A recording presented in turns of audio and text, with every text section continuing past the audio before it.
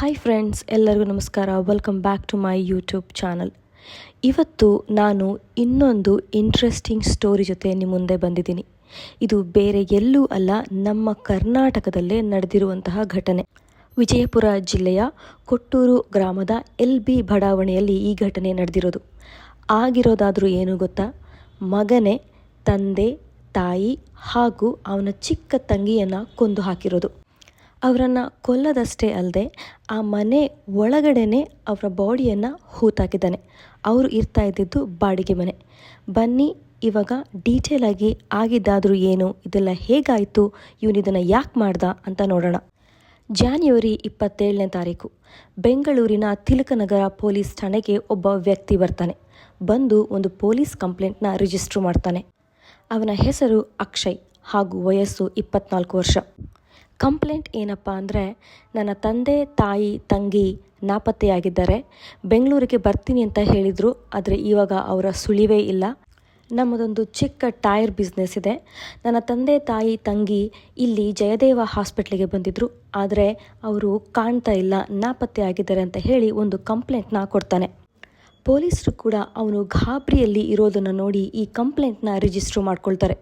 ಆದರೆ ಸ್ವಲ್ಪ ಹೊತ್ತು ಆದಮೇಲೆ ಅದನ್ನು ಡೀಟೇಲ್ ಆಗಿ ಏನಾಯಿತು, ಹೇಗಾಯಿತು ಅಂತ ಕೇಳಬೇಕಾದ್ರೆ ಅವನು ಮಾತಾಡ್ತಾ ಇರೋ ರೀತಿ, ಅವನು ಎಕ್ಸ್ಪ್ಲೈನ್ ಮಾಡೋದು, ಅವನ ನಡವಳಿಕೆ ಹಾಗೂ ಅವನು ಮಾತಾಡ್ತಾ ಇರಬೇಕಾದ್ರೆ ತೊದಲಿಸ್ಲಿಕ್ಕೆ ಸ್ಟಾರ್ಟ್ ಮಾಡ್ತಾನೆ.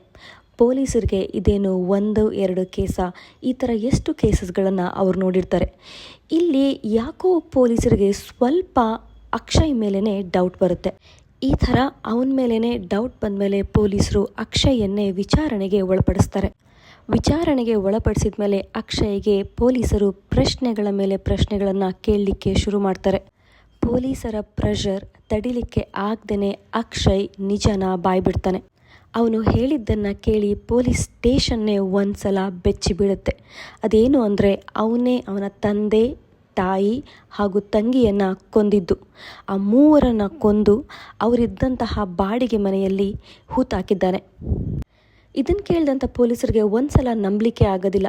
ಇವ್ನು ನಿಜ ಹೇಳ್ತದನ, ಸುಳ್ಳು ಹೇಳ್ತದನ ಅನ್ನೋದೇ ಅವ್ರಿಗೆ ಅರ್ಥ ಆಗೋದಿಲ್ಲ. ಇದನ್ನು ಕ್ಲಾರಿಫೈ ಮಾಡಲಿಕ್ಕೆ ಅಂತಲೇ ಬೆಂಗಳೂರು ಪೊಲೀಸರು ಕೊಟ್ಟೂರು ಪೊಲೀಸ್ ಠಾಣೆಗೆ ಫೋನ್ ಮಾಡಿ ಅವನ ಮನೆ ಹತ್ರ ಹೋಗಿ ಸ್ವಲ್ಪ ಗಮನ ಇಡಲಿಕ್ಕೆ ನೋಡ್ತಾರೆ. ಕೊಟ್ಟೂರು ಪೊಲೀಸರು ಮನೆ ಒಳಗಡೆ ಹೋದಾಗ ಅವ್ರಿಗೂ ಅಲ್ಲಿ ಅನುಮಾನ ಬರುತ್ತೆ. ಏನು ಅಂತಂದರೆ, ಹಾಲಲ್ಲಿ ಟೈಲ್ಸ್ ಎಲ್ಲ ಎದ್ದಿರುತ್ತೆ. ಅದನ್ನು ನೋಡಿ ಅವರು ಆ ಟೈಲ್ಸ್ನೆಲ್ಲ ಅಗಿಲಿಕ್ಕೆ ಸ್ಟಾರ್ಟ್ ಮಾಡ್ತಾರೆ. ಆಗ ಅವ್ರಿಗೆ ಸಿಗೋದು 3 ಡೆಡ್ ಬಾಡೀಸ್. ಅಕ್ಷಯ್ನ ತಂದೆ ಭೀಮರಾಜ್, ತಾಯಿ ಜಯಲಕ್ಷ್ಮಿ ಹಾಗೂ ಅವನ ತಂಗಿ ಅಮೃತ. ಅಕ್ಷಯ್ ಯಾಕೆ ಈ ಕೃತ್ಯವನ್ನು ಎಸಗ್ದ ಅಂತ ಇನ್ನೂ ಯಾರಿಗೂ ಕರೆಕ್ಟಾಗಿ ಗೊತ್ತಿಲ್ಲ. ಯಾಕಂದರೆ ಇನ್ನೂ ವಿಚಾರಣೆ ನಡೀತಾನೇ ಇದೆ. ಸಂಬಂಧಿಕರು, ಅಕ್ಕಪಕ್ಕದವರು ಅವ್ರು ಹೇಳ್ತಿರೋ ಪ್ರಕಾರ ಏನು ಅಂತ ಅಂದರೆ, ಅಕ್ಷಯ್ಗೆ ಡ್ರಗ್ಸ್ನ ಅಡಿಕ್ಷನ್ ಇತ್ತು. ಹಾಗೆ ಅವನಿಗೆ ದುಡ್ಡಿನ ಅವಶ್ಯಕತೆ ಕೂಡ ಇತ್ತು. ಅಕ್ಷಯ್ನದ್ದು ಅದೇನು ತುಂಬ ಬಡತನದ ಕುಟುಂಬ ಏನಲ್ಲ. ಅವ್ರ ತಂದೆ ಟೈರ್ ಬಿಸ್ನೆಸ್ನ ಮಾಡ್ತಾಯಿದ್ರು. ಇವನು ಅದೇ ಟೈರ್ ಬಿಸ್ನೆಸ್ನ ಮುಂದೆ ಮಾಡ್ಕೊಂಡು ಹೋಗಬೇಕು ಅಂತ ಇದ್ದ. ಆದರೆ ಅಕ್ಷಯ್ ಡ್ರಗ್ ಅಡಿಕ್ಟ್ ಅನ್ನೋದು ಕೆಲ ವಿಚಾರಣೆಗಳ ಮೂಲಕ ಹೊರಗಡೆ ಬರ್ತಾ ಇದೆ. ಇದೇ ಕಾರಣಕ್ಕೋಸ್ಕರ ಹಣದಲ್ಲೂ ಅವನ ತಂದೆಗೂ ಅವನಿಗೂ ಎಲ್ಲೋ ಸ್ವಲ್ಪ ಜಗಳ ಉಂಟಾಗಿದೆ. ಇದೇ ಒಂದು ಕೋಪಕ್ಕೋಸ್ಕರ ಅವನು ತಂದೆ, ತಾಯಿ, ತಂಗಿಯನ್ನು ಕೊಂದಿದ್ದಾನೆ.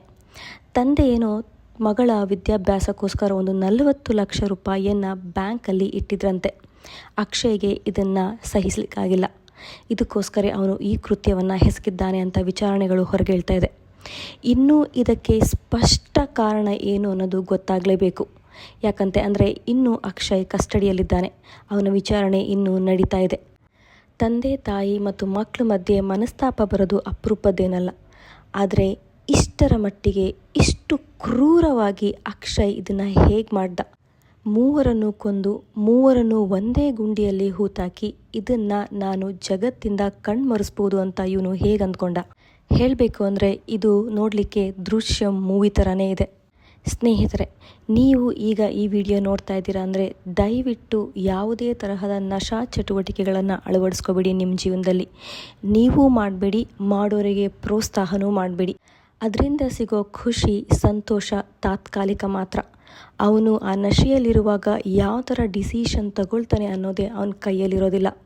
ಇದು ನಿಜವಾಗ್ಲೂ ನಂಬಲಿಕ್ಕೆ ಆಗದೇ ಇರೋವಂಥ ಒಂದು ಘಟನೆ. ಇನ್ನು ಅಕ್ಷಯ್ ವಿಚಾರಣೆಯಲ್ಲಿ ಇದ್ದಾನೆ.